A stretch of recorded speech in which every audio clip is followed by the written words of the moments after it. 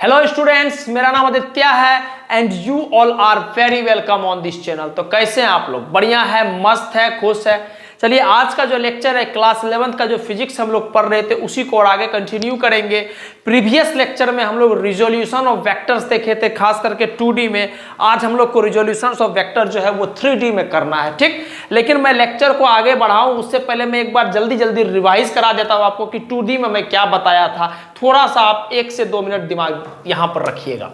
देखिए कि हम बोले थे कि मान लो कि अपने पास एक वेक्टर है, ठीक। मान लो अपने पास एक वेक्टर है, ठीक, और ये एक्स एक्सिस है, ये वाई एक्सिस है, ठीक। एक वेक्टर है, मान लेते ए वेक्टर, और एक्स एक्सिस के साथ ये अल्फा एंगल बनाया और वाई एक्सिस के साथ ये बीटा एंगल बनाया है। तो हम बोलते थे इस वेक्टर का रिजोल्यूशन या कंपोनेंट इधर की तरफ क्या हो जाएगा सर? A cos alpha. इस वेक्टर का रिजोल्यूशन और कंपोनेंट वाई एक्सिस की तरफ क्या हो जाएगा सर? ए कॉस बीटा, ठीक। या हम लोग इसको ऐसे भी बोल सकते थे क्या कि सर सिंपली अगर हम बीटा का बात नहीं करेंगे, बीटा को अगर हटा देंगे, बीटा को एकदम हटा दिए हम, तो हम इसको इस तरह से भी लिख सकते हैं क्या कि सर इस वेक्टर का रिजोल्यूशन अलोंग वाई की तरफ अल्फा के टर्म में क्या लिखते थे सर? ए साइन अल्फा। क्लियर है बात? उसके बाद हम बोले क्या कि सर हम लोग फिर ए वेक्टर को क्या बोल दिए? This vector plus this vector, मतलब ए कॉस अल्फा, और एक्स एक्सिस की तरफ है तो आई कैप लिख रहे हैं डायरेक्शन। हम बोले तो आपको ये बात समझाएंगे। उसके बाद प्लस ये वेक्टर को वाई एक्सिस की तरफ है तो हम इसको लिख रहे हैं ए साइन अल्फा इंटू का जे कैप। कहने का मतलब ये है कि हम इस वेक्टर को रिजोल्यूट कर दिए हैं एक्स एक्सिस की तरफ और वाई एक्सिस की तरफ। चूंकि 2 डायमेंशन में हम इसको रिजोल्व किए हैं, इसलिए हम इसको बोल देते हैं resolution of vector in 2D, ठीक।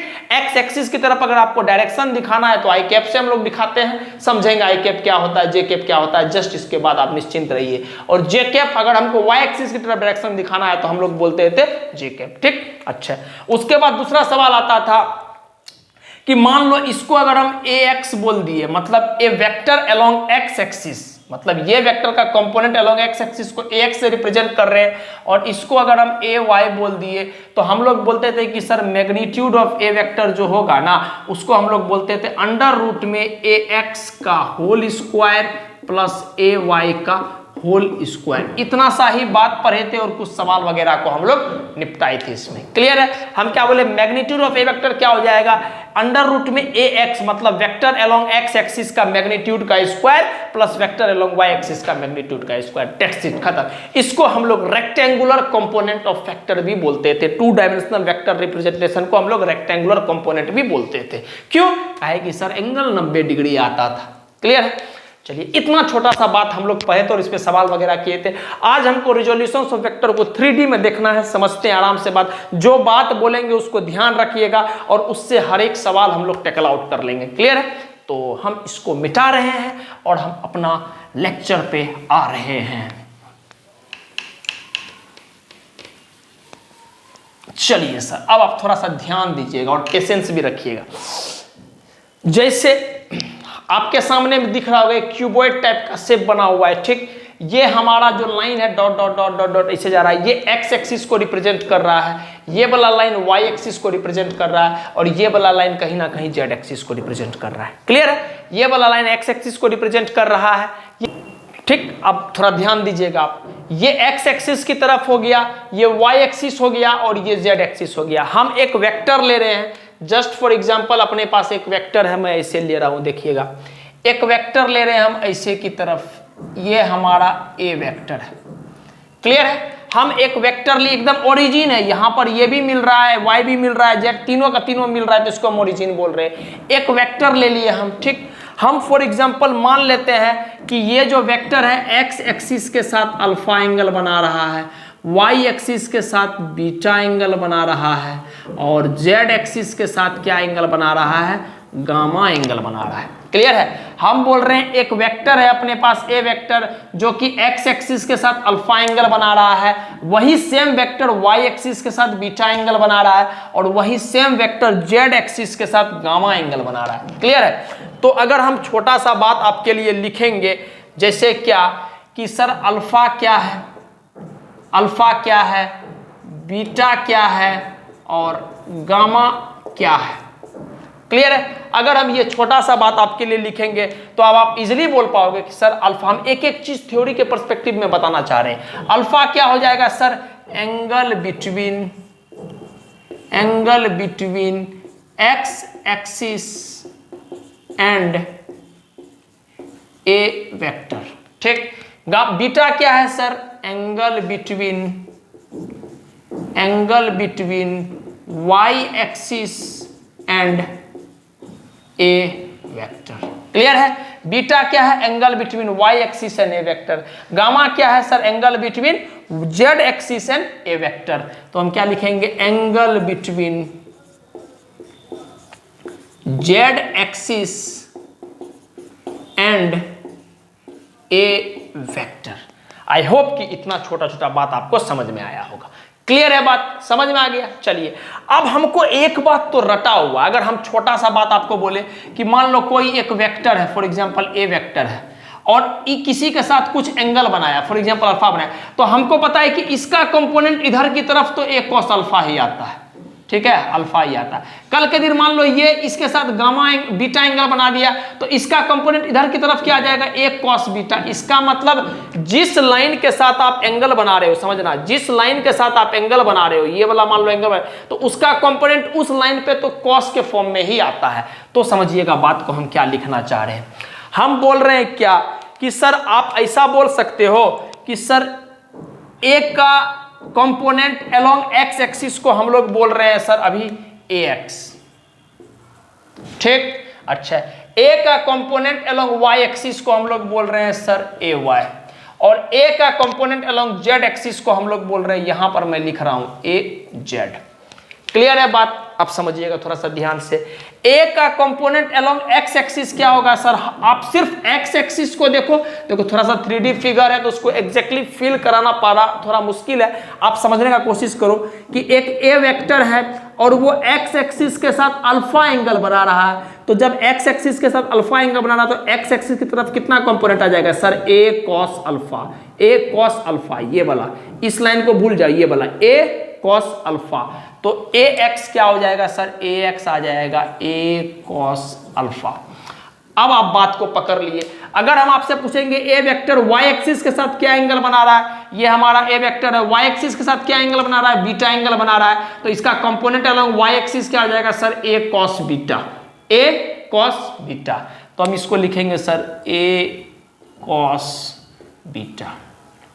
चलिए, अब इस वेक्टर, ये वेक्टर जेड एक्सिस के साथ गामा एंगल बना है। जेड एक्सिस क्या है? अंदर की तरफ है। जेड एक्सिस के साथ गामा एंगल बना रहा है, तो जेड एक्सिस की तरफ जब गामा एंगल बना रहा है तो ये क्या हो रहा है? इधर की तरफ कंपोनेंट लेंगे, तो आप क्या बोलोगे सर? इधर की तरफ आप बोल दोगे सर क्या कि सर ये हो जाएगा A cos gamma. That's it. Clear है? तो कंपोनेंट अलोंग एक्स एक्सिस लिख लिए, कंपोनेंट अलोंग वाई एक्सिस लिख लिए और कंपोनेंट अलोंग जेड एक्सिस लिख लिए। अगर हम शुद्ध भाषा में इसको समझाएं तो हम बस ये बोलना चाह रहे हैं कि हम ए वेक्टर को अलोंग एक्स एक्सिस तोड़ दिए, अलोंग वाई एक्सिस तोड़ दिए और अलोंग जेड एक्सिस तोड़ दिए। क्लियर है? अब हम चीज को लिखना शुरू कर रहे हैं, ध्यान दीजिएगा मेरा बात को। हम ए वेक्टर को क्या लिख सकते हैं? ए क्या है सर? ये छोटा वाला ए, ये मेरा मैग्नीट्यूड है अभी ए वेक्टर का। ठीक, समझिएगा। ए वेक्टर को हम लोग क्या लिख सकते हैं sir? A x vector component along x axis, A x vector plus A y vector plus A z vector. ठीक, अच्छा, बराबर ए वेक्टर को अपन क्या लिख रहे हैं सर? ए वेक्टर को लिख रहे हैं ए x vector.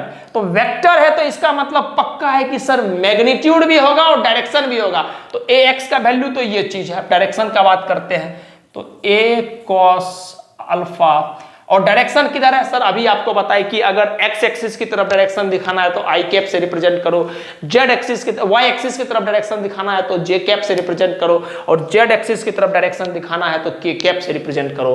Then for it will comes i cap plus A y क्या हो जाएगा sir? A cos beta j cap, और ए जेड क्या हो जाएगा sir? A cos gamma k cap. Clear है? तो ये पहला चीज जो आपको समझना है क्या कि सर हम किसी भी वेक्टर को उसके कंपोनेंट में तोड़ सकते हैं, और चूंकि ये वेक्टर है तो magnitude direction, magnitude direction, magnitude direction, ये बात पहला जो आपको ध्यान में रखना है। ये चीज पहला जो आपको ध्यान में रखना है, ठीक। अच्छा, अब दूसरा बात क्या ध्यान में रखना है, समझते रहिएगा। एक एक बात को लास्ट में जब हम कंपाइल करेंगे तो आपको बोलेंगे जितना बात को ध्यान में रखना है उतना ही बात को ध्यान में रखिएगा, बाकी को भूल जाइएगा, कोई दिक्कत नहीं। अच्छा, अगर हम आपसे एक छोटा सा बात पूछे, अगर हम आपसे एक छोटा सा बात पूछे कि सर कॉस अल्फा क्या होगा, तो आप यहां से बोल सकते हो कि सर ए एक्स बराबर क्या होता है, ए कॉस अल्फा। देखना समझना, हमको क्या पता है सर, हमको पता है ए एक्स बराबर ए कॉस अल्फा, ठीक। हमको पता है सर ए वाई बराबर ए कॉस बीटा, और हमको पता है सर कि ए जेड बराबर ए कॉस गामा। क्लियर? आप नोट बाद में कीजिएगा, पहले समझिए बात को। ए एक्स बराबर ए कॉस अल्फा लिखा हुआ है, बढ़िया सर, देखिए यहीं से दिख रहा है हमको। ए वाई बराबर ए कॉस बीटा लिखा हुआ है, बढ़िया सर। ए जेड बराबर ए कॉस गामा लिखा हुआ है, बढ़िया सर, सब कुछ लिखा हुआ है। तो क्या हम यहां से इसे लिख सकते हैं कॉस अल्फा बराबर ए एक्स बाई ए, ठीक। एक छोटा सा बच्चा भी बोल देगा बिल्कुल सर आप लिख सकते हैं। सर ए कॉस अल्फा बराबर ए एक्स, इस ए को नीचे ले आ गए तो ए एक्स बटे का ए, बढ़िया सर। यहां कॉस बीटा को क्या लिख सकते हैं सर, ए वाई, ए को नीचे लेकर आ जाओ, तो हम किस तरह से लिख रहे हैं, कॉस बीटा बराबर ए वाई बाई ए, ठीक। अच्छा, कॉस गामा को क्या लिख सकते हैं, कॉस गामा बराबर ए जेड बाई ए। क्लियर है, कोई दिक्कत नहीं है, समझते रहिए, एकदम प्यार से आपके लिए यही नोट्स सब बना देंगे, लेकिन आप समझिए, पहले समझना जरूरी है, छापने का तो आप बाद में भी छाप लोगे। क्लियर है? यहां से कॉस अल्फा बराबर ए एक्स बाय ए, कॉस बीटा बराबर ए वाई बाय ए, और कॉस गामा बराबर ए जेड बाय ए, ठीक। अब ये जो कॉस अल्फा, कॉस बीटा और कॉस गामा होता है ना बाबू, इसका एक कुछ स्पेशल नाम होता है, समझिएगा बात। ये जो होता है कॉस अल्फा, कॉस बीटा और कॉस गामा, ठीक है, कॉस अल्फा, कॉस बीटा और कॉस गामा, इसको कुछ स्पेशल नाम से हम लोग बुलाते हैं। समझ रहे हैं मेरा बात को? फिर से बोल रहे हैं, cos alpha, cos beta, cos gamma को एक स्पेशल नाम से बुलाया जाता है resolution of vector in 3D में। क्या सर? इसको हम लोग बोलते हैं direction cosine, direction cosine, direction cosine, इसको अपन बोलते हैं क्या, डायरेक्शन कोसाइन। COSINE है, COSINE कोसाइन। ये थोड़ा सा जो है ना वेक्टर एंड 3D, जब आप क्लास 12 में पढ़ोगे, मैथ में जो चैप्टर है वेक्टर एंड 3D, उसमें आपको अच्छा झलक मिलेगा इस चीज का। लेकिन हम फिजिक्स के पर्सपेक्टिव से चीज को देख रहे हैं, तो बस देखते देखते हम आगे बढ़ेंगे। क्लियर है मेरा बात? लेकिन IITJ एडवांस सब कभी कभी इस सब बातों को पकड़ लेता है, तो जब इस बात को पकड़ लेता है तो आप वहां समस्या में आ जाएंगे। तो आपको पता होना चाहिए, जब आपको पता रहेगा तो आपको कहीं ना कहीं एक लीड मिल जाएगा इस चीज को लेकर। क्लियर है? तो कॉस अल्फा, कॉस बीटा और कॉस गामा को हम लोग बोलते हैं डायरेक्शन कोसाइंस। यहां तक बात हम उम्मीद करते हैं आपको समझ में अच्छे से आ रहा होगा, ठीक। एक लास्ट बात है जो इसमें समझना आपको, लास्ट बात क्या, कि sir magnitude of a vector क्या होगा, ये ए वेक्टर का मैग्नीट्यूड क्या होगा, समझिएगा बात को। हम लिख रहे हैं magnitude of a vector, A vector का सर मैग्नीट्यूड क्या होगा, इस बात को हम लिखना चाह रहे हैं। तो सर जब दो गो वेक्टर होता था, 2D में आप देखिएगा ध्यान से अपना नोट्स में, जब दो वेक्टर होता था तो हम बोलते थे कि x एक्सिस की तरफ ax, y एक्सिस की तरफ ay, तो मैग्नीट्यूड ऑफ ए वेक्टर क्या होता था, अंडर रूट में ax का स्क्वायर प्लस ay का स्क्वायर। तो यहां से क्या हो जाएगा sir, magnitude of a vector जो हो जाएगा, मैग्नीट्यूड ऑफ ए वेक्टर जो हो जाएगा वो हो जाएगा अंडर रूट में ax का स्क्वायर प्लस ay का स्क्वायर प्लस az का स्क्वायर। क्लियर है? ये हमारा आ गया मैग्नीट्यूड ऑफ ए वेक्टर, बस। क्लियर है बात? Magnitude of a vector. I hope कि आप बात समझ रहे होंगे। क्लियर है? तो हम लोग क्या बोले, मैग्नीट्यूड ऑफ ए वेक्टर क्या हो जाएगा sir, magnitude of a vector हो जाएगा अंडर रूट में ए एक्स का स्क्वायर प्लस ए वाई का स्क्वायर प्लस ए जेड का स्क्वायर। ठीक, तो मैं हट जाता हूं, आप प्लीज इसको नोट डाउन कर लीजिए। एक छोटा सा बात और बताना है, वो बता देंगे, फिर ये जो थ्योरी है resolution in vector in 3D वो पूरा कंप्लीट रूप से कंप्लीट हो जाएगा। ठीक, फिर सवाल लेंगे तो जो कुछ भी थोड़ा बहुत कमी बचा है वो आपको सवाल के थ्रू सब कुछ खत्म हो जाएगा। मतलब जो भी आप थोड़ा कम समझे होंगे, आपको लग रहा होगा कि क्या ये सब लिखा हुआ, वो सब क्लियर हो जाएगा सवाल के थ्रू। थोड़ा सा बस पेशेंस रखिए। क्लियर है मेरा बात? तो हम बस 3 ही बात अभी इसमें सीखें क्या, कि सर किसी भी वेक्टर को हम इस तरह से लिख सकते हैं, एक्स एक्सिस की तरफ, वाई एक्सिस की तरफ, जेड एक्सिस की तरफ। ये magnitude direction, magnitude direction, magnitude direction, खत्म। अच्छा, डायरेक्शन कोसाइंस क्या होता है सर, कॉस अल्फा बराबर ए एक्स बाय ए, कॉस बीटा बराबर ए वाई बाय ए, कॉस गामा बराबर ए जेड बाय डायरेक्शन कोसाइन होता है। और मैग्नीट्यूड लिखने का तरीका है, जब 3 वेक्टर है तो अंडर रूट में एक वेक्टर जो एक्स एक्सिस की तरफ है उसका स्क्वायर प्लस वाई का स्क्वायर प्लस जेड का स्क्वायर, खत्म। ठीक, चलिए तो हम इस फिगर को मिटा रहे हैं, इस फिगर को मिटा रहे हैं, कुछ पॉइंट हमको लिखना है, इस वजह से हम उम्मीद करते हैं कि आप पॉज करके नोट कर लिए होंगे। ठीक, हम इस फिगर को मिटा रहे हैं और एक छोटा सा बात लिखना चाह रहे हैं। इसके अलावा भी लिख सकते थे, लेकिन इसके अलावा लिखते तो हम फील नहीं करा पाते हम एग्जैक्टली क्या बोलना चाह रहे हैं। आप समझिएगा, हम इसको मिटा रहे हैं।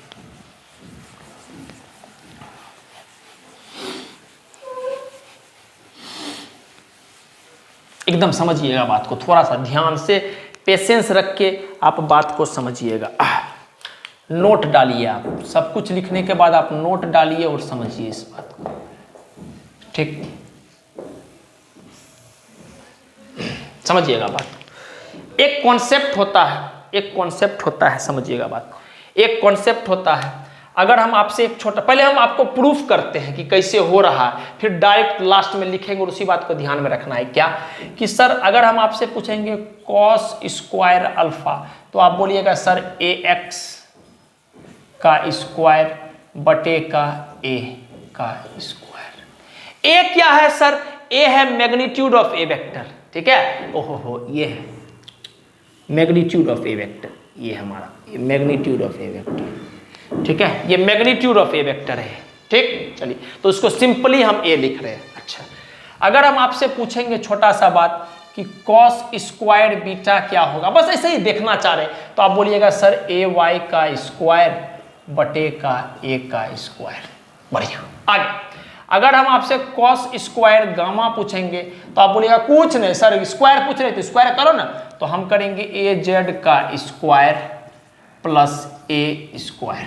ठीक, 9, आप समझिएगा बात को। 9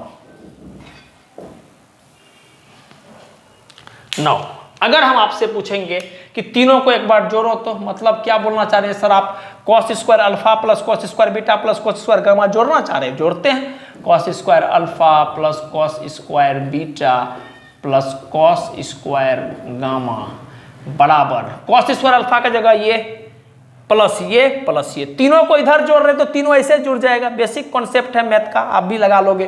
तो ये हो जाएगा सर ए एक्स का स्क्वायर बटे का ए स्क्वायर प्लस ए वाई का स्क्वायर बटे का ए स्क्वायर प्लस ए जेड का स्क्वायर बटे का ए स्क्वायर। थोड़ा सा सर आप बेसिक मैथ यहाँ लगाना, ए स्क्वायर एलसीएम ले लिए, तो ए स्क्वायर जब हम एलसीएम ले लेंगे तो ये क्या हो जाएगा, ए एक्स का स्क्वायर प्लस ए वाई का स्क्वायर प्लस ए जेड का स्क्वायर। ठीक है, क्या बोले हम, ए एक्स का स्क्वायर प्लस ए वाई का स्क्वायर प्लस ए जेड का स्क्वायर। थोड़ा सा आप इस ऊपर वाला चीज को ध्यान से देखना, तो ए एक्स का स्क्वायर प्लस ए वाई का स्क्वायर प्लस ए जेड का स्क्वायर लिखा हुआ है, तो ई बराबर क्या हो जाएगा, दोनों तरफ अंडर रूट मार लोगे, बेसिक मैथ लगेगा, तो ये अंडर रूट जब गायब हो जाएगा तो ऊपर में पावर 2 आ जाएगा। मतलब ये सिंपल तीनों का सम क्या हो जाएगा, आप अगर रूट को गायब करोगे तो रूट गायब होने के लिए यहाँ पावर 2 आएगा ना बाबू, तो पावर 2 आएगा मतलब मैग्नीट्यूड ऑफ ए वेक्टर का स्क्वायर हो जाएगा। तो हम सिंपली इसको क्या लिख सकते हैं सर, सिंपली हम इसको लिख सकते हैं ए वेक्टर का स्क्वायर, मतलब magnitude of a vector, magnitude of a vector को हम ए मान रहे, ए का स्क्वायर, और नीचे में पहले से मैग्नीट्यूड ऑफ ए वेक्टर का स्क्वायर लिखा हुआ है। क्लियर है, मैग्नीट्यूड ऑफ ए वेक्टर को ए मान रहे हैं। क्लियर है, लिखने में आसान रहता है। तो ए स्क्वायर से ए स्क्वायर कट गया तो क्या आ गया 1। तो यहां से क्या पता चला सर कि कि sir sum of squares of direction cosines जो होता है 1 होता है। कहने का मतलब ये हो गया कि cos square alpha plus cos square beta plus cos square gamma जो होता है 1 होता है। इस पे एक बार सवाल आ चुका है और ये कॉन्सेप्ट काफ़ी इंपॉर्टेंट है, आप प्लीज इसको ध्यान में रखिएगा कि सर डायरेक्शन कोसाइन मतलब cos alpha cos beta cos gamma, direction cosine का जो स्क्वायर्स का जो सम होता है, डायरेक्शन कोसाइंस का जो स्क्वायर्स का जो सम होता है वो हमेशा 1 के बराबर होता है। किसमें? Resolution of vector in 3D में। अब आपका थ्योरी जो है पूरा रूप से खत्म हो गया। तो इतना आपको ध्यान नहीं रखना है बात कोई, तो हम आपको समझाने के लिए इतना कुछ लिख दिए। आपको बस एक ही बात याद रखना है, क्या कि डायरेक्शन कोसाइंस का स्क्वायर का जो सम होता है वो कितना आएगा सर? वो 1 आएगा। बस इससे ज़्यादा कुछ भी बात आपको ध्यान में नहीं रखना है। डायरेक्शन कोसाइंस क्या होता है, मैग्नीट्यूड क्या होता है, अभी सवाल के थ्रू आप लोग समझेंगे। अब आप प्लीज नोट डाउन कर लीजिए सारा बात।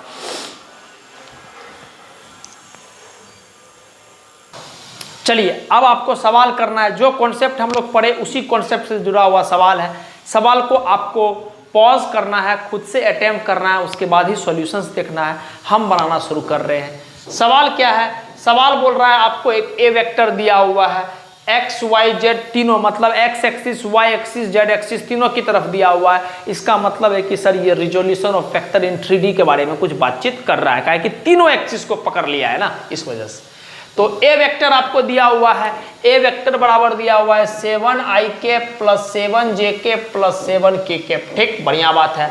तो आपको फाइंड करना है सबसे पहला बात कंपोनेंट अलोंग एक्स एक्सिस, दूसरा बात कंपोनेंट अलोंग वाई एक्सिस, तीसरा बात कंपोनेंट अलोंग जेड एक्सिस, और चौथा बात component of a vector, magnitude of a vector, पांचवा डायरेक्शन कोसाइंस क्या होता है, और angle between A vector and Z axis के बीच में कितना है। एक एक बात को अटेम्प्ट करेंगे, ट्राई करेंगे। पहले समझिएगा करने से पहले छोटा सा बात, अगर हम आपसे पूछे कि हम ए वेक्टर को resolution of vector in 3D में कैसे लिख सकते हैं, तो आप बोलिएगा सर हम ऐसे लिख सकते हैं क्या, ए x I cap plus A Y J cap plus A Z के कैप। लिखना सिखाए थे आपको, इस तरह से लिख सकते हैं। बिल्कुल सर, अच्छा। लेकिन सवाल वाला क्या बोल रहा है? सवाल वाला जो अपना वेक्टर दिया है वो दिया हुआ है 7i cap plus 7j cap plus 7k cap, ऐसा कुछ दिया हुआ है।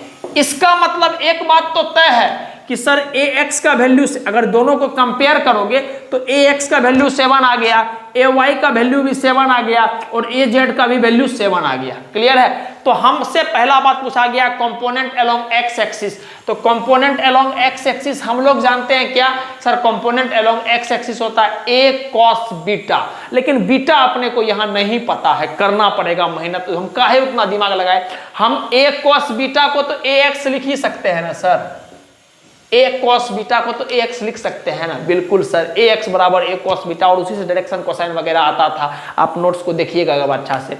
तो जब कंपोनेंट अलोंग एक्स एक्सिस निकालना है तो डायरेक्ट ax लिखो, और ax डायरेक्टली पता चल रहा है कि सर ax का वैल्यू कितना है 7, दोनों सेम है, तो यहाँ सब भी सब सेम होगा। सेम कब होगा? जब ये इसके बराबर, ये इसके बराबर, ये इसके बराबर, तो ax का वैल्यू कितना है 7। तो पहला का आंसर आ गया आपका कितना? 7। चलिए कंपोनेंट अलोंग वाई एक्सिस, तो आप समझ गए सर ए वाई लिखो, और ए वाई का भी वैल्यू क्या है 7, तो answer comes out to be 7 इसका भी। चलिए आगे बढ़िए। कंपोनेंट अलोंग जेड एक्सिस है सर, एक ही बात बार बार पूछ रहे, कंपोनेंट अलोंग जेड एक्सिस क्या हो गया? ए जेड, और ए जेड का वैल्यू क्या हो जाएगा 7। तो आई होप कि अब आप देखना जरूर सीख गए हैं कि कैसे हम इस चीज को करेंगे। चलिए आगे, मैग्नीट्यूड ऑफ ए वेक्टर, चलिए करते हैं। चौथा सवाल को हम यहाँ डील कर रहे हैं, चौथा सवाल। ठीक, मैग्नीट्यूड ऑफ ए वेक्टर हमको डील करना है। तो मैग्नीट्यूड ऑफ ए वेक्टर क्या होता है सर? हमको रटा हुआ है कि सर ए वेक्टर क्या होता है, अंडर रूट में 3 गो है क्या, एक्स वाई जेड। हाँ सर 3 गो है, तो हम बोलते हैं ए एक्स का स्क्वायर प्लस ए वाई का स्क्वायर प्लस ए जेड का स्क्वायर। आप आराम से नोट्स देखिएगा, नोट्स में सारा बात लिखा है क्या कि sir magnitude of a vector को हम लोग लिख सकते हैं ए एक्स का स्क्वायर प्लस ए वाई का स्क्वायर प्लस ए जेड का स्क्वायर। बढ़िया बात करते हैं sir. Magnitude of a vector बराबर अंडर रूट में कितना हो जाएगा सर? ये देखिए ए एक्स कितना है 7, ए वाई कितना है 7, ए जेड कितना है 7। तो करो सर 7 का स्क्वायर प्लस 7 का स्क्वायर प्लस 7 का स्क्वायर।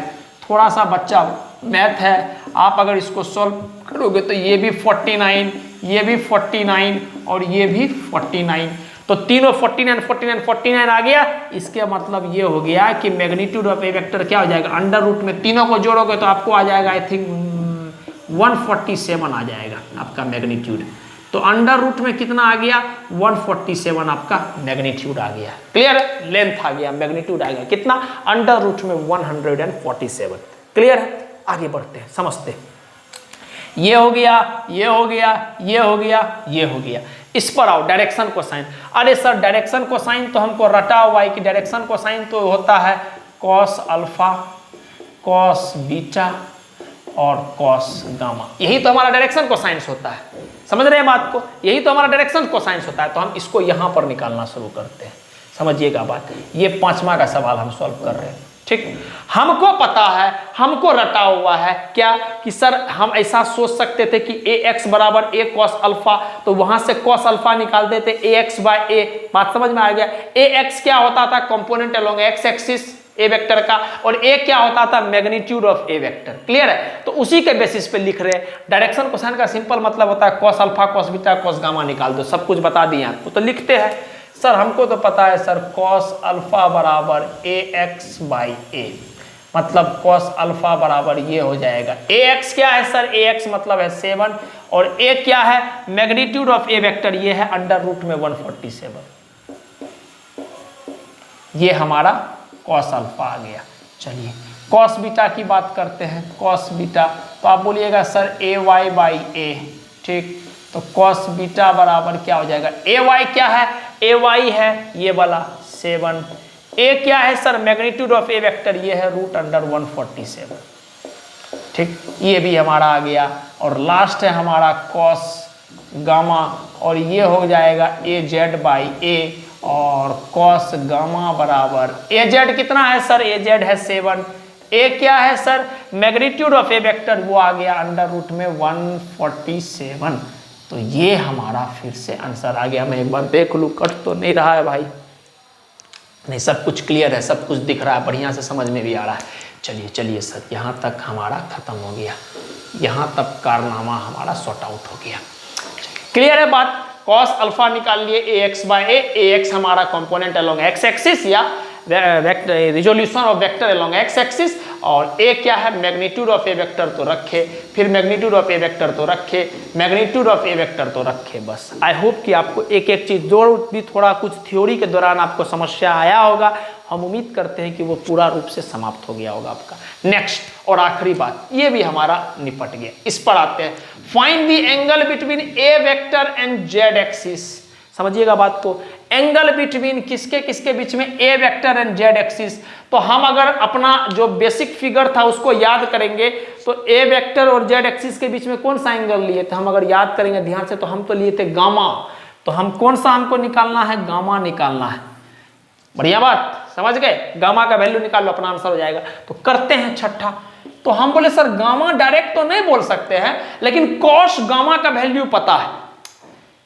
ए वेक्टर और एक्स जेड एक्सिस के बीच में देखिएगा गामा एंगल है। अगर कल के दिन इसी सवाल में पूछ देता ए वेक्टर और एक्स एक्सिस के बीच में, तो अल्फा एंगल निकालना होगा था आपको, ठीक है। फिगर को आप ध्यान से देखिएगा जो आप नोट्स में लिखे। ए वेक्टर और वाई एक्सिस के बीच में एंगल पूछ देता तो आपको बीटा एंगल निकालना पूछता, लेकिन सवाल वाला आपसे जेड एक्सिस और ए वेक्टर के बीच में एंगल पूछा, आई मीन ए वेक्टर और जेड एक्सिस के बीच में एंगल पूछा है। तो we have to find the value of gamma, and gamma तो हमको नहीं पता है, लेकिन कॉस गामा पता है। करते हैं सर, कॉस गामा बराबर ये होता है 7/147 का रूट। लेकिन बच्चा आराम से बोल देगा सर गामा को हम लोग क्या लिख सकते हैं, कॉस इनवर्स में 7/√147, और ये हमारा फाइनल आंसर आ गया। तो गामा का वैल्यू निकालना था सर, एंगल निकालना है ना, तो एंगल तो गामा है, तो गामा बराबर कॉस इनवर्स, इसको -1 लिखते हैं, मतलब कॉस इनवर्स।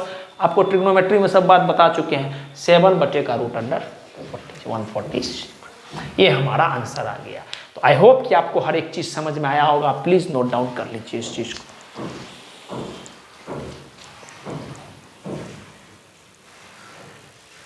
चलिए नेक्स्ट सवाल आपके पास है, अच्छा सवाल है, थोड़ा बढ़िया सवाल है। आप ध्यान दीजिएगा सवाल को और अपने तरफ से ट्राई कीजिएगा, फिर हम आपको बताएंगे सवाल क्या है। सवाल है कि a vector has angle 60 degree each. ठीक, एक वेक्टर है जो 60 डिग्री एंगल बना रहा है, किसके साथ? दोनों के साथ। ईच किसके साथ? एक्स एक्सिस और जेड एक्सिस दोनों के साथ वो 60 डिग्री एंगल बना रहा है। क्लियर है? आगे बोल रहा है find the angle between vector and y axis. कहने का तात्पर्य ये है कि अगर आप सोचोगे थोड़ा सा बढ़िया से तो ऐसा है कुछ सिचुएशन कि एक्स एक्सिस है ये वाई एक्सिस है और ये जेड एक्सिस। ठीक, और यहां पर कहीं एक वेक्टर है, यहां पर कहीं एक वेक्टर है और ये वेक्टर जो है बाबू ये एक्स एक्सिस के साथ 60 डिग्री बना रहा है, बढ़िया। वाई एक्सिस के साथ 60 डिग्री बना रहा है, बढ़िया। और हमको पूछ रहा नहीं, सॉरी, वाई के साथ कितना बना रहा है नहीं पता है, वाई के साथ कितना एंगल बना रहा है ये बात ही तो हमको निकालना है। लेकिन वो जेड के साथ भी कितना एंगल बना रहा है सर? जेड के साथ भी वो 60 डिग्री एंगल बना रहा है। ठीक, हम बोलेंगे उतना बात नहीं जानते हैं, हम ये पूछेंगे एक्स एक्सिस के साथ कितना एंगल बना रहा है, आप बोलिएगा 60 डिग्री, हम बोलेंगे नहीं हम तो पढ़े हैं अल्फा बना रहा है। ठीक है, हम क्या पढ़े? अल्फा बना रहा है, इसका मतलब पक्का हो गया कि सर अल्फा का वैल्यू 60 डिग्री का। बढ़िया सर, किसके साथ? और जेड एक्सिस के साथ। अच्छा, हमको तो पता है सर जेड एक्सिस के साथ कोई वेक्टर मेरा जो होता है वो गामा एंगल बनाता है, इसका मतलब गामा का भी वैल्यू क्या हो गया सर? गामा का भी वैल्यू हो गया 60 डिग्री। आपको पूछा है find angle between vector and y axis, find angle between vector and y axis, और वेक्टर और वाई एक्सिस के बीच में जो एंगल बनाता है वही तो हमारा बीटा होता है। इसका मतलब सिंपल सी बात है कि आप बीटा का वैल्यू बता दो, सवाल खत्म। सवाल को जिस तरह से हम कनेक्ट किए समझ पाए आप बात को। सवाल वाला बोल रहा है कि एक वेक्टर है जो कि एक्स एक्सिस के साथ 60 डिग्री बना रहा है, हमको पता है सर एक्स एक्सिस के साथ जो मेरा एंगल बनता था वो अल्फा होता था, इसका मतलब अल्फा का वैल्यू 60 डिग्री दिया हुआ है। ठीक, आगे आप बोल रहा है वही वेक्टर जो है 60 डिग्री एंगल, वही एंगल 60 डिग्री बना रहा है, किसके साथ? जेड के साथ भी 60 डिग्री बना रहा है। बोले बढ़िया बात है सर, जेड के साथ अपना 60 डिग्री बना रहा है, इसका मतलब ये वेक्टर और जेड के साथ 60 डिग्री एंगल बना रहा है, इसका मतलब गामा का भी वैल्यू क्या है? 60 डिग्री। ठीक ठीक ठीक ठीक ठीक, गामा का भी वैल्यू 60 डिग्री है। सवाल वाला हमसे बीटा का वैल्यू पूछा है ना। हमको एक बात पता है क्या? वी नो डैट, हमको एक बात पता है क्या कि sum of squares of direction cosines is equal to 1। Sum of squares of direction cosines is equal to 1, जो नोट डाल करके बात लिखाए थे। कहने का मतलब क्या sir? Cos square alpha plus cos square beta plus cos square gamma का वैल्यू हो जाएगा 1।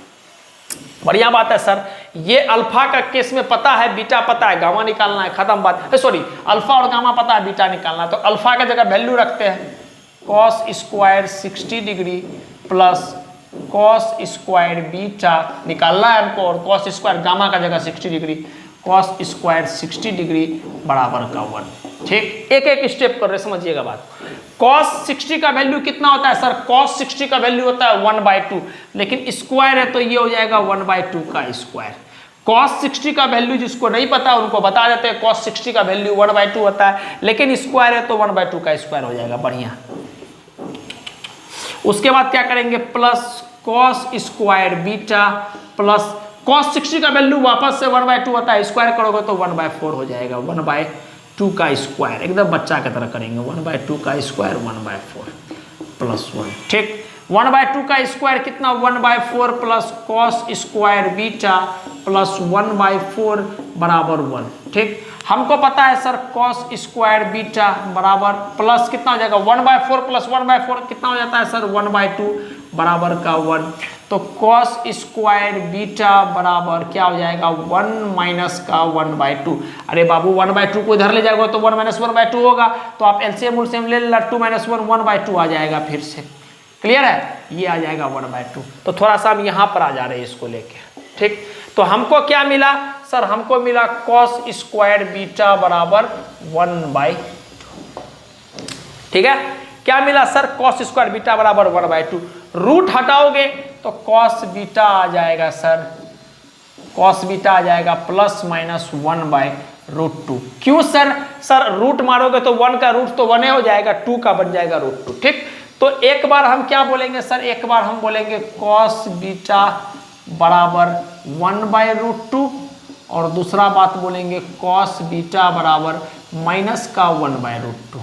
प्लस माइनस रूट मारोगे तो प्लस माइनस आएगा, तो एक बार कॉस बीटा बराबर 1/√2, कॉस बीटा बराबर माइनस का 1/√2। तो कॉस बीटा बराबर 1/√2 कब आता है? कॉस में एंगल कुछ भी हो जब आपका वैल्यू 1/2√2 आएगा, इसका मतलब वो एंगल 45 डिग्री। कॉस 45 का वैल्यू कितना होता है? 1/√2।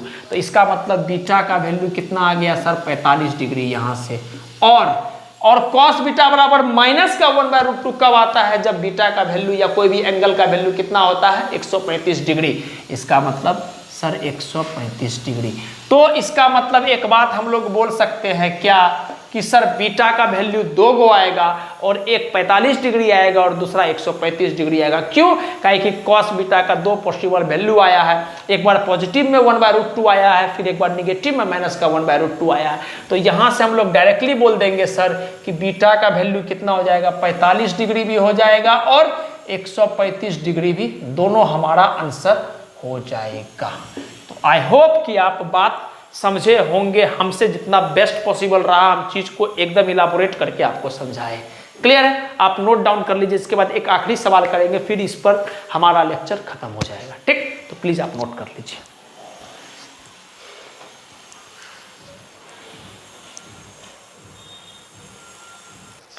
चलिए लास्ट सवाल है आपका, समझिएगा और अटेम्प्ट कीजिएगा सवाल को। सवाल क्या बोल रहा है? The component of a vector, component of a vector is, पहला option always less than its magnitude, हमेशा अपना मैग्नीट्यूड से छोटा रहेगा। Always greater than its magnitude, हमेशा अपना मैग्नीट्यूड से बड़ा रहेगा। Always equal to its magnitude, हमेशा अपना मैग्नीट्यूड के बराबर रहेगा। या last option none of this. समझते हैं, करते हैं। आप भी पॉज करके कुछ ना कुछ टिक मारिएगा, जिन जो नहीं पढ़े वो भी जय माता दी बोल के कुछ ना कुछ मारिएगा, है ना। हम आगे बढ़ रहे हैं सवाल को लेके, समझते हैं। बड़ा प्यारा सा कॉन्सेप्ट है और इस कॉन्सेप्ट का जो निचोड़ आएगा उस बात को अपने दिमाग में सेट कर लेना, है ना। लेकिन निचोड़ आने से पहले हमको मेहनत करना पड़ता है, सफरेंस करना पड़ता है, और वही हम करेंगे यहाँ पर। समझिएगा बात को। आप हमको बताओ, जो हम कंपोनेंट लेते हैं, जब हम कंपोनेंट लेते हैं, थोड़ा सा हम डीपली जा रहे हैं चीज को लेके, है ना। कंपोनेंट लेते हैं, उस पर थोड़ा सा रिफ्लेक्ट कीजिएगा, मेरी बातों को समझने की कोशिश कीजिएगा। कंपोनेंट जो हम लेते हैं, तो कंपोनेंट आइदर कुछ भी, मान लो कोई एक वेक्टर है, ए वेक्टर, ठीक है। अगर हम उसका कंपोनेंट ले रहे हैं तो चाहे कंपोनेंट ए कॉस थीटा आएगा, मतलब ए क्या है सर? इसका मैग्नीट्यूड, ए वेक्टर का मैग्नीट्यूड, ठीक है। इसका मान लो मैग्नीट्यूड जो है हमारा ए वेक्टर का, अभी कुछ देर के लिए हम ए मान रहे हैं, ठीक। लिखने में बढ़िया रहता है। कंपोनेंट क्या आएगा? आइदर ए कॉस थीटा आएगा या आपको क्या आएगा? ए साइन थीटा। समझिएगा बात को दिल से अच्छे से। हम क्या बोले कि मान लेते हैं एक वेक्टर ए है जिसका अपना कुछ मैग्नीट्यूड है ए, ठीक। तो उसका जब हम कंपोनेंट लेते हैं तो अगर थीटा साथ में मिला हुआ है तो ए कॉस थीटा या ए साइन थीटा, कभी टेन कॉट ये सब आता नहीं है। मतलब पक्का है कि सर कंपोनेंट तो यही आने वाला है, ए कॉस थीटा या ए साइन थीटा, ठीक। ए तो फिक्स है।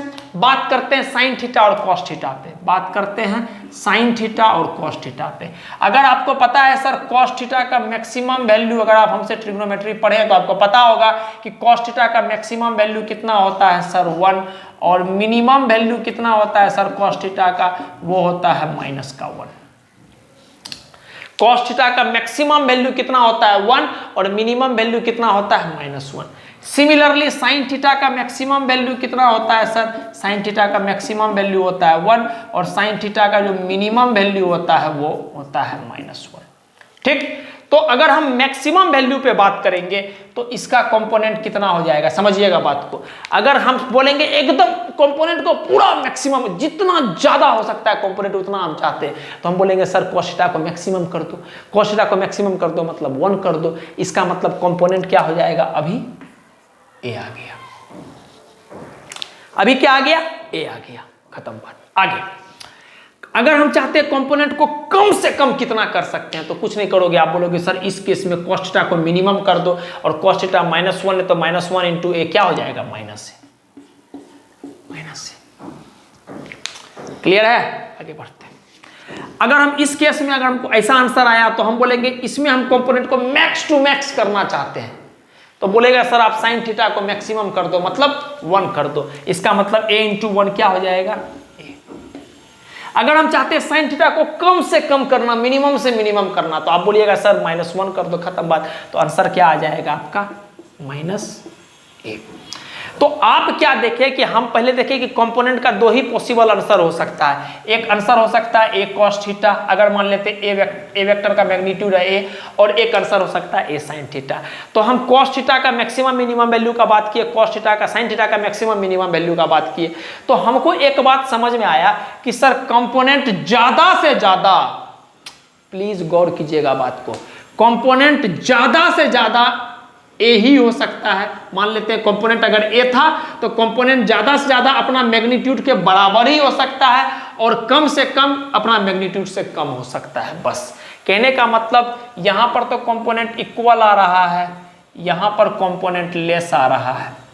अरे बाबू, ए अपना ओरिजिनल आंसर है, तो ए के जब बराबर ए आ गया तो इक्वल मैग्नीट्यूड आ गया, ए से कम आ गया माइनस है तो लेस आ गया। यहां पर भी ए आ रहा है, इसका मतलब कंपोनेंट हमारा इक्वल आ रहा है, यहां पर लेस आ रहा है।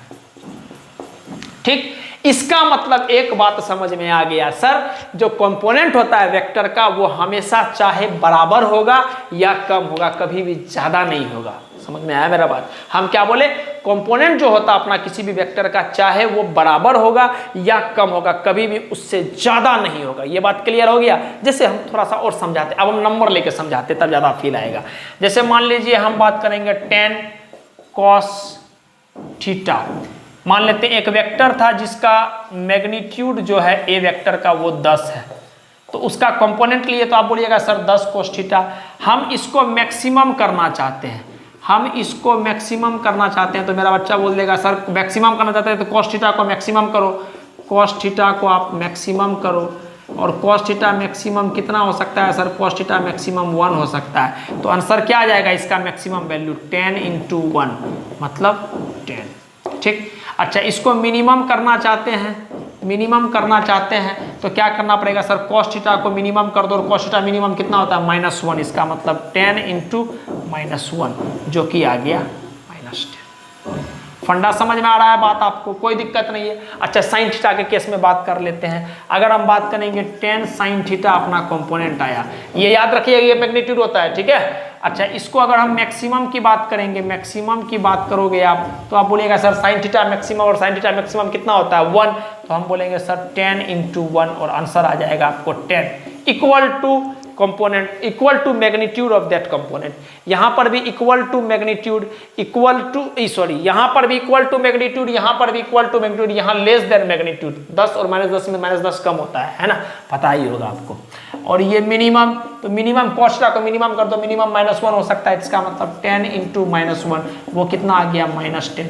इसका मतलब यहां से भी कंफर्म हो गया कि सर आपका जो कंपोनेंट है, उस कंपोनेंट का जो कंपोनेंट जो है वो कंपोनेंट ज्यादा से ज्यादा मैग्नीट्यूड के बराबर हो सकता है, और कम से कम मैग्नीट्यूड से कम हो सकता है, लेकिन उससे बड़ा कभी नहीं हो सकता। और बराबर कब होगा? जब हम cos थीटा के केस में उसी की तरफ कंपोनेंट ले लेंगे, मतलब 0 डिग्री पे कंपोनेंट ले लेंगे, तब वही आ जाएगा। बात समझ में आ रहा है? या साइन थीटा का अगर हम 90 डिग्री पे वही कंपोनेंट ले लेंगे तब वो, तो उतना डिटेल में नहीं जाना। आपको बेसिकली जो बात हम समझाना चाह रहे हैं वो अब हम लिखा देते हैं, समझिएगा बात को। दी कंपोनेंट, आप नोट्स में प्लीज आप नोट डाल करके भी इस पॉइंट को जरूर लिख लीजिएगा। The component of a vector is always less than और equal to magnitude of given vector. ठीक है सर, 1000 रुपया वाला बात लिख रहे हैं आपके लिए, समझ गए बात को? कि जिस्ट बात है क्या कि सर कंपोनेंट जो होता है किसी भी वेक्टर का वो हमेशा चाहे कम होगा, ठीक, किसके मैग्नीट्यूड, गिवन वेक्टर का मैग्नीट्यूड से, गिवन वेक्टर का मैग्नीट्यूड से चाहे कम होगा या फिर इक्वल होगा, बराबर होगा। तो सवाल को आप सॉल्व करते हैं। सवाल बोल रहा है हमेशा लेस देन होगा, बट हमेशा थोड़े लेस देन होगा। देखो ना बराबर भी हो रहा है, ठीक। बोल रहा है ऑलवेज ग्रेटर का तो बातें नहीं है, तो हटाओ, इसमें दिमाग नहीं लगाना। Always equal to, always equal नहीं सर, लेस भी तो हो रहा है, लेस भी तो हो रहा है, तो इसको भी काटो, तो हमारा आंसर कितना आ जाएगा, नन ऑफ दिस। तो हमारा जो फाइनल आंसर आ जाएगा वो आ जाएगा नन ऑफ दिस। सवाल तो सवाल अपने जगह, कॉन्सेप्ट जो आता है सवाल से निकल के वो आपको समझना है, सीखना और अपने अंदर डाल लेना है। क्लियर है बात? तो आई होप कि आपको बात समझ में आया होगा, और इस लेक्चर को हम लोग यहीं पर खत्म कर रहे हैं। नेक्स्ट लेक्चर आपको ऑर्थोगोनल यूनिट वेक्टर पे मिलेगा। यूनिट वेक्टर को बेसिकली पढ़ चुके हैं और अच्छा से डिटेल में पढ़ेंगे ऑर्थोगोनल यूनिट वेक्टर को। फिलहाल के लिए मैं चलता हूं, और कि जैसे मैं हमेशा बोला करता हूं, कोई भी हाल हो, किसी भी तरह का परिस्थिति हो सर, मस्त रहिए, खुश रहिए, मुस्कुराते रहिए, और कम से कम काम अपना करते रहिए, ठीक है। और वक्त निकाल के अपने बारे में जरूर जरूर जरूर जरूर अच्छा सोचें। Thank you. आप नोट जरूर कर लीजिएगा इस बात को, है ना।